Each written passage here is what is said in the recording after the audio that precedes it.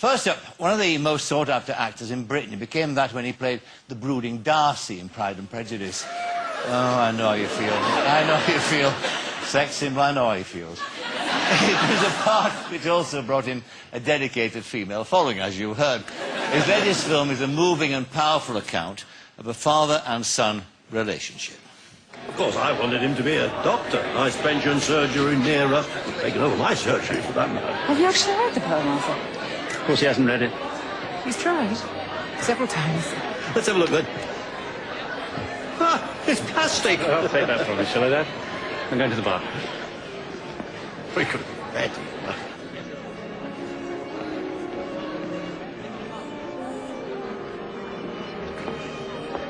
2 words, that's all I'd like. 2 words. Well and done. I'm sure he doesn't It's only mean here it. because there's a free buffet. It means spirited sanctimonious, narrow-minded Oh, my old God. sod. What now? He's talking to Salman Rushdie. Look, he's telling him how it's done. Have you read yours, Salman? No, that is a book. Welcome, please, Colin Firth.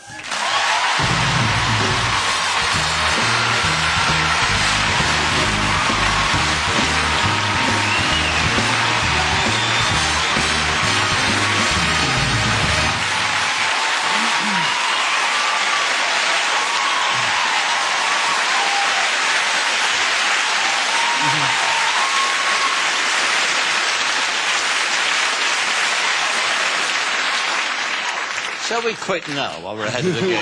Shall we take that and go? I think that's enough, actually. Yeah. Too much. Yeah. The film is wonderful. I mean, I really did enjoy it. It's a very moving film. I mean, any son and relates to his father and will associate with it, as will anybody who's ever loved anybody, basically. It's about deep love between 2 people. Yeah, it is. I mean, I think that the secret of well, the effect of good writing or any good storytelling is it makes it feel that it's about you. I mean, even if it were set in outer space or, in 18th century sort of France or 12th century Rome, you feel it's telling your story.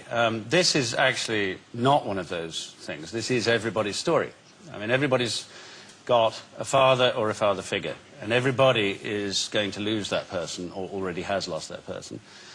And everybody will have a conflict in that relationship, and I think that's what it addresses very honestly. When you read the book, because it was a book, first of all, it's actually a true story. It's an account by Blake Morrison, the relationship he had with his father.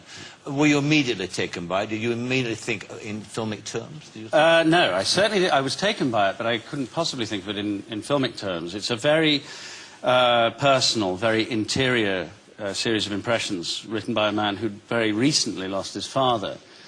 And, that doesn't cry out to be a film necessarily. He wasn't intending that. It didn't have that shape. It didn't have it didn't have that kind of narrative. So it was a book that I'd read quite close to the time it was published, and I evangelized it everywhere. I was saying to people, this, it sounds depressing. This is about a very complex love-hate relationship with a dad ending up with a death.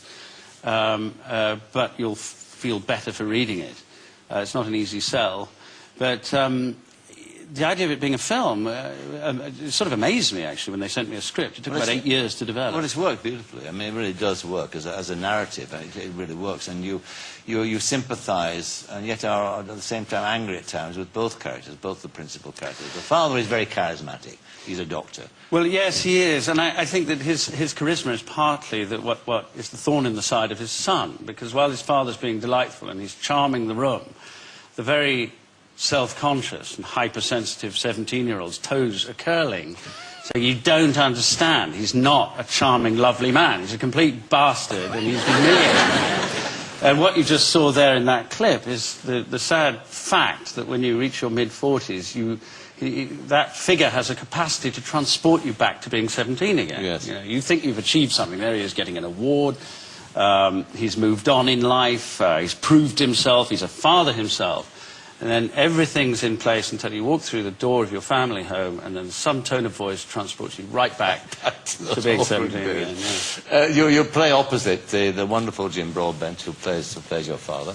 And we're going to see a scene now, because what it's about as well, it's about communication, it's about lack of communication, basically, as well. It's about, in this scene we see it, it's about your dad on his deathbed, the character who plays your dad on the deathbed, and you there trying to come to terms with it, and him. So let's have a look at this. The shares all go in your mother's name. The solicitor knows all about it. Make sure your mother opens the envelopes and signs all the forms. And keep an eye on her, won't you? Don't disappear and leave it all up to Gillian. Of course I won't. Tired?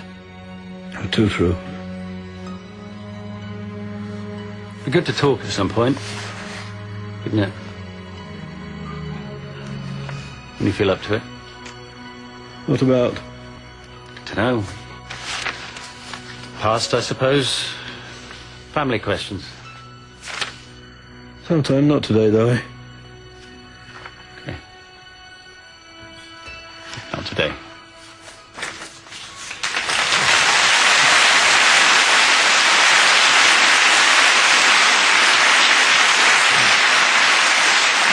There's something moving and something very, very British too about that reserve, about that barrier, that feeling that even at that moment in time, when you might not have the chance to do it at all, ever, you pull back. Yeah, I think one of the reasons why the film resonates with so many people is that you don't say the right things at the right time. I think every loss is accompanied by a series of regrets, you know. The film is very frank about that, the fact that you don't have the big speech you always intended to make. You don't resolve all those things. The last words don't come at the right time. And in fact, in the end, death is the most natural thing you can possibly imagine. It will happen, and it's very practical. He's sorting out bills because he has to. He's off somewhere. Yes. And that's how it works. Back, and, yes. you know, I think in some ways he's more in tune with the practicality of that than the son, who's got so many unresolved things. It reminds me a bit of something in my own life. I still have my parents, and they're both well.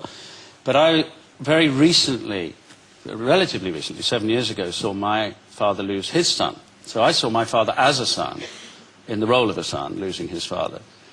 And, you know, he was quite a reserved Yorkshireman as well. And did it actually affect your own relationship at all with your dad? I mean, it's a silly question. Did it make you reconsider maybe your relationship? These things don't necessarily happen in, you know, in one blinding light, but it did. I think it's percolated through my life in the years since I made the film, and it's made me reflect on myself as a father as well. You had a strange sort of upbringing, didn't you? You were travelling around the world quite a bit. Your mum and dad were teachers. You spent some time in Africa. Do you have any recollection of that place? It seems to have impinged on people. It seems to deal with images. I have images. It's very hard to know what qualifies as a real recollection because, you know, it has to survive the ravages of reinvention and wishful thinking and editing as time goes on. One of the most vivid memories I have, which I don't know if it would stand interrogation,